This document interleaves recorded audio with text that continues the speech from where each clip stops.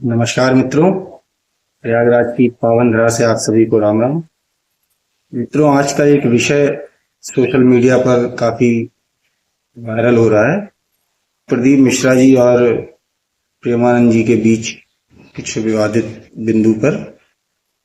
हालांकि इस विषय में जो सबसे मुख्य बात मुझे कहनी है वो ये है कि बहुत ही अप्रिय स्थिति है जब हमारे दो संतों के बीच में इस तरीके से किसी विषय को लेकर विवाद की स्थिति या असहमति की स्थिति आ जाए और उसमें दो धड़े में हमारा धर्म विभाजित हो जाए। कुछ लोग बिंदु पर न देख कर कि किस विषय पर ये विवाद है और एक दूसरे का पक्ष लेते हुए एक दूसरे के संतों को या एक दूसरे ईस्ट को भला बुरा कह रहे हैं।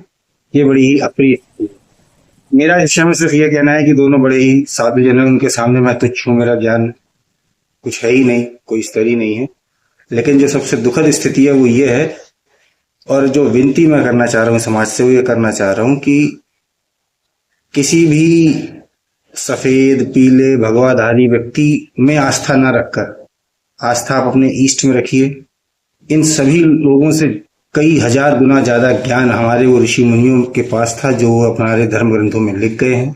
तो अगर आपको कहीं भी ज्ञान प्राप्त करना है, दिशा प्राप्त करनी है, आप उनका अध्ययन कीजिए। गुरु की महत्ता है, लेकिन आजकल गुरु को पहचानना भी अपने आप में एक बहुत बड़ा दुष्कर कार्य है, क्योंकि हर दूसरा व्यक्ति जो है वो धर्म का ज्ञाता और अपने आप को साबित कर रहा है। और आप लगातार पिछले भी कई वर्षों में देखते हैं और आगे भी देखते हैं कब किसका चूल्हा कहाँ उतर जाए।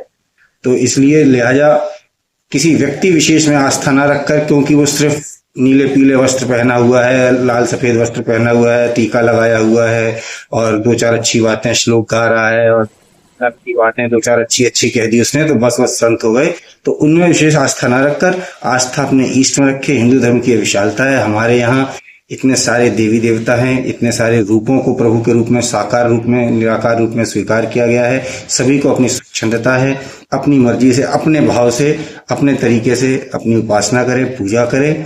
और किसी भी विवाद की स्थिति में आप अपने धर्म ग्रंथों का, अपने घर के बड़े बुजुर्गों का सहारा लें। ऐसे व्यक्तियों में अपनी आस्था जगाकर आपस में एक समाज में द्वेष ना फैलाएं, हिंदू धर्म के बीच में ये विघटन ना दिखाएं कि आज धर्म 2 धड़ों में बटा हुआ है या 10 धड़ों में बटा हुआ है।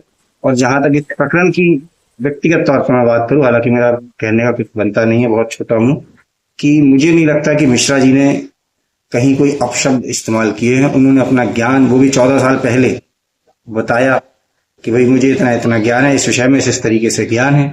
हो सकता है उनका ज्ञान सही हो सकता है उनका ज्ञान असत्य हो सकता है उनका ज्ञान अपूर्ण हो।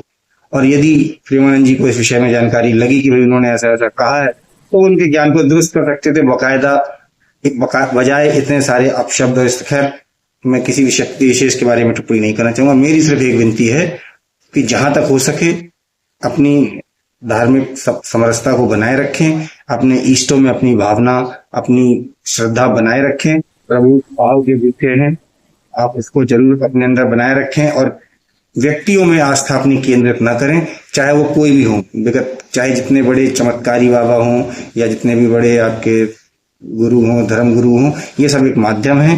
अंत में आपको प्रभु की ही शरण में जाना है, वहीं आपकी श्रद्धा होनी चाहिए। उन्होंने कहा है कबीरदास जी से, बलिहारी गुरु आपके गोविंद दियो बताए, कि गुरु पे पहले हमारा श्रद्धा होनी चाहिए। लेकिन वो इसलिए कि उन्होंने प्रभु का मार्ग बता दिया, तो ऐसा ना हो कि गुरु के चक्कर में हम प्रभु के मार्ग को ही छोड़ दें। तो प्रभु का मार्ग सर्वोपरि है, उसकी तरफ अपना ध्यान बनाए रखें, बीच के माध्यमों से विचलित ना हो, आपस में द्वेष न फैलाएं। जय श्री राम।